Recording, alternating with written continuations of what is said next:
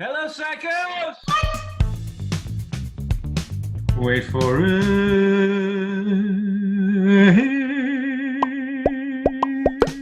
Hi, Maggie. Hi, Corbin. Hello. Oh, hey, Tim. Hey, Steve. Hi, Tim. Hi, Moogs. Gus, I guess it would be our last night, Gus, because Gus was the man at that point. Until things went sideways, he was living his life, you know. Well, why didn't you give me your phone and I'll put my digits in it? All 7 of them. I was wondering when he was balling and shot calling. You see, exactly. 2 of his player butt was blowing up. So if you don't mind, I'm gonna keep it 100 and take this call. I read that there was a scene where Juliet gets strapped to a chair on the top of a clock tower. And I remember reading it, I'm like, that's gonna be so cool. They're gonna have to find a really good stunt double who's gonna like be down with that, because that's really scary. James, I see you laughing. He was like, don't worry, like there's gonna be a mat right there. And I looked down, it's like 2 stories.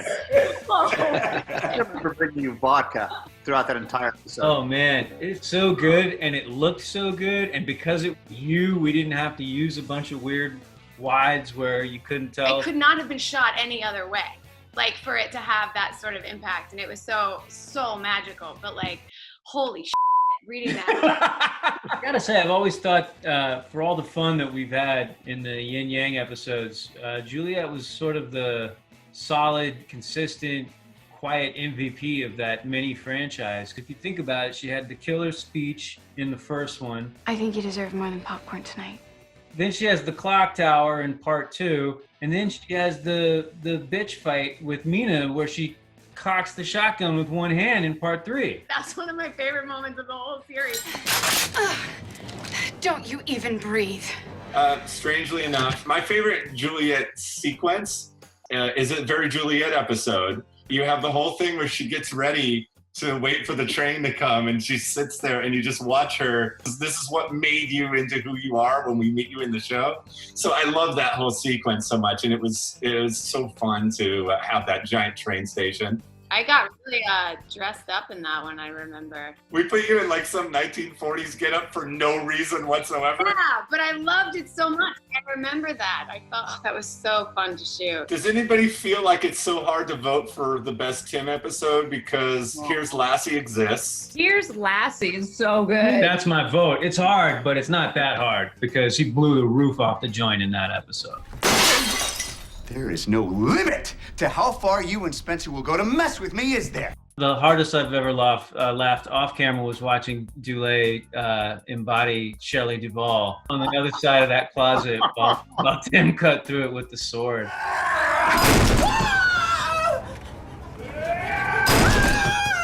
It was spectacularly funny. It was a lot of screaming. You know what else Dulé was really good in? I can't remember if you were good in the whole episode, but you were really good in this one particular scene in High Top Fade Out. On all new, very special, emotional episode. For a second, like the show changed, and it was like 3 guys dealing with some real stuff. Well, so you want to go there? Oh, we can go there. You sure you want to do this? We can go there. You want to bring up the past after all these years? He told him that they broke your heart. I was like, damn, dude. Got your minds mixed up in all kinds of nonsense, and it broke my heart. Did my voice go high like that? It broke my heart. And you broke my heart. And I was like, dang, I guess we should just go home. I mean, I don't know what we're supposed to shoot after that. That's an episode wrap for Dulé Hill. That was a good one, man. I got such great fun stuff to do, but I think character-wise, for Lassiter, the big really turning point was Tuesday the 17th, and that scene at the restaurant with Victoria. In an episode where everything is very heightened, to have our most grounded moment and the moment we learn sort of Lassiter's heartbreak and what's made him, it was perfect for that character. This human being as opposed to this, the uptight prick he could be. You were wonderful. It was the very first day of the very first thing that I was ever behind the camera. Oh, I remember. It made me look very good, Timothy. You did a wonderful job on that one, Mr. Roday. I remember Lassiter and Juliet. There was a building exploding. Do you remember this? Yes. And the doorknob. Wrong. Yeah. The warehouse exploded. Yeah. And the stunt guy said, okay, so this door's going to fly off, but it'll be fine. We're kind of getting in position. Like, wait, why are the camera guys over there? Car's over there. It was wild. I remember feeling the heat from it. Luckily, everybody was all right. But that was shards of door raining down over us. The doorknob flew off this door and banged into the side of the fire truck behind us. We're like, that was right there. And it went this way. I've never heard this story, and I'm very disturbed. I have to say, though, for a couple for me is Odyssey, directed by Kirsten Nelson. That episode is on the difficulty scale, at least a 9.8 or a 10. Our goodbye scene in Psych Odyssey. So intense. That was a hell of a day. It was brilliant direction on your part to have us be a pinball machine just in that office space. Right. Because I was like, you have that energy still. You're shutting things down until you say we're leaving. We wanted to keep going towards each other. Should we ping pong balling around the room? Your ping pong balls, especially Tim, were sitting quite nicely throughout. I knew it. I knew you were going to make a bowl reference. My heart, it's just gone. The heart is gone. Being right back on set, James making a ball joke. That's right. You want weird, polarizing express. Yeah. We took some swings on that one. Every page, every turn of the page, I was like, James. I get it. Well, in that case, you want a hot tub with Paula Patton? Yes. No. I remember one executive calling Steve and I about one dream sequence. Let's just say, Corbin, you were involved with it. Yeah, we turned you into like a weird, disgusting troll man, and you were drinking from a giant carton of milk. Oh, right. Yeah. And we really extenuated and shined a light. A belly button? Yeah. It was very hernia forward. I think the most terrified I've ever been in my life is the opening sequence of the musical.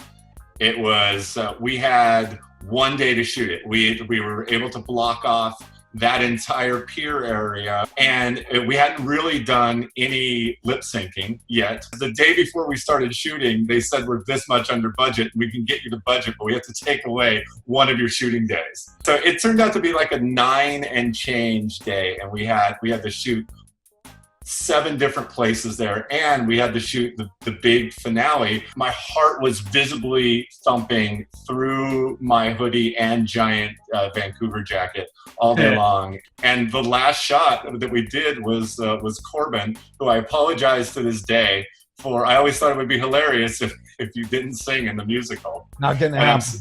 That was my line. You know what the big disappointments for me? We did all these episodes, how many there were. We finally did a baseball one, and I had 2 lines in it. You got off easy. I saw that script come in and went, finally, yes. Those of us that had many more than 2 lines, you didn't want to be us. Sometimes they come out better than we imagined, and sometimes, they can't all be gems. I have seen that episode recently for some reason, and Dulé is working pretty hard. Being a classically trained tap dancer that's being forced to dance the Macarena in front of a bunch of liquored-up townies while wearing a flea-infested SeaWorld suit. It's some pretty good Dulé stuff in the mascot suit. I'm sure it is.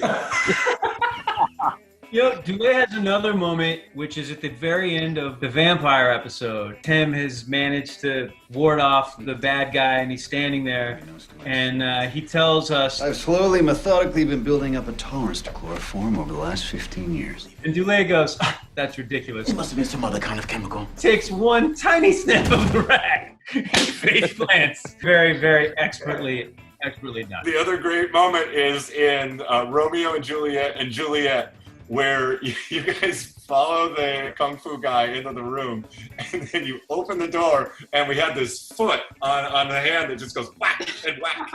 And James, you go down immediately, and then it hits Dulé, and Dulé like freezes in time, and his eyes roll back into his head, and he falls out. Oh, he's so good. It's so good. Dulé will remember this very well, because it didn't happen very often, but I could not get through a take when we were going back and forth about Spotted Dick in the Oh, I remember that. Is it the bubble and squeak is neither bubbly nor squeaky? All I need is Spotted Dick. I couldn't do it.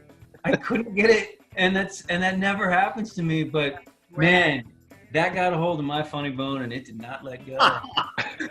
Then like at first it was like a novelty, right? Everybody, and then I think by like take 9, Dulé was like, all right.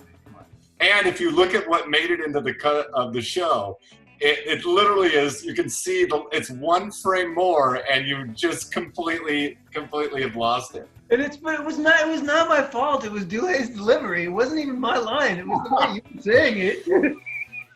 We laugh, we make jokes, we have all these fun moments. To me, it's why we're all here. Why we're still here. Gonna make 4 more movies. Amen. Goodbye. Thank you. Goodbye, family. Bye, guys. Bye, fam.